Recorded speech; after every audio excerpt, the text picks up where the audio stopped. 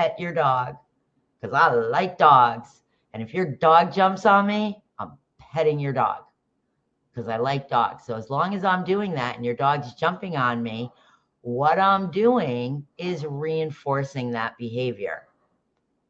And I'm a dog trainer and I know it. And if you're not correcting your dog, if you're not politely asking your dog, speaking to your dog, not to me going, baby, you are reinforcing the behavior.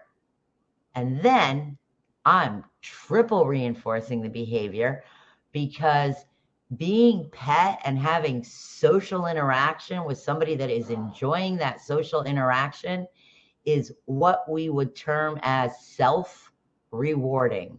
They like it. They like it.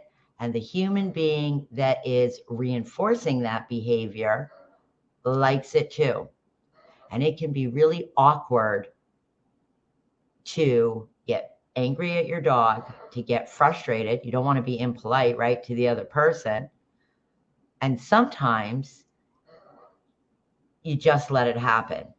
And there's incidences where I can tell you where I've watched people petting a dog that's jumping on them, and the owner will go to politely tell the dog no, and they will restrain the dog because they are enjoying that interaction.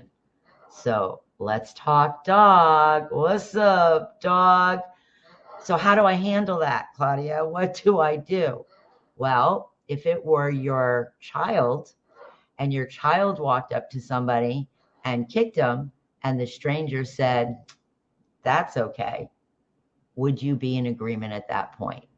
Would you look at your child and say, hey, unacceptable, just not acceptable?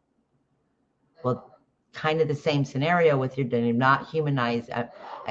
Dogs are our babies, but humans are one species and dogs are another. And it's super important, no matter how much you love your canine, that you respect that that is what they are. They are a dog and they think like a dog. And if you really take that concept home and respect them for their differences and the things that they do that does not think like a human, you are going to have such better communication. Okay. So what you do is politely speak to your dog. So I have 3 dogs. I have Jack and Jill. I do. Jackson and Jillian, Jack and Jill. They're both cattle dogs. And I have Balto, a Pyrenees Border Collie mix. He's just super gentleman-like and it wouldn't even conceive. He would never think of jumping on you. However, Jillian, who I've taught to play Frisbee, might bounce off of you. So I would actually speak to Jillian politely and nicely. I would also take control of her collar, and then I would speak to my person. I would politely say to them, and I keep saying politely because sometimes people just say things and they can offend somebody and they didn't mean any offense by it, right? So they just were like frustrated and, Jillian, I've been telling you not to do that. Stop it. And then somebody could be like, oh God, I got the dog in trouble. So that's not the reaction you want. So you want to be cognizant of how you say what you're going to say. You want to think about it.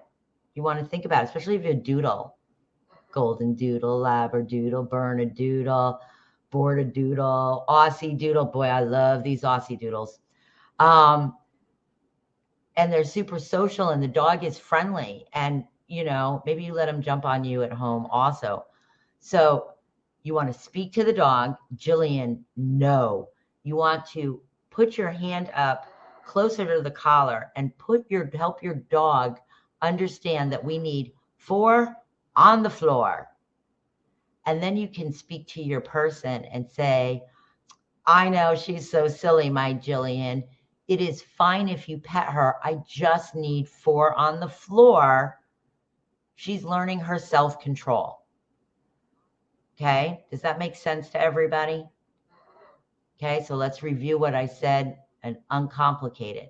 As long as that dog's jumping on somebody, like me, Unless you correct your dog, I'm going to pet your dog. I'm going to reinforce that behavior because I like petting your dog. Unless you correct your dog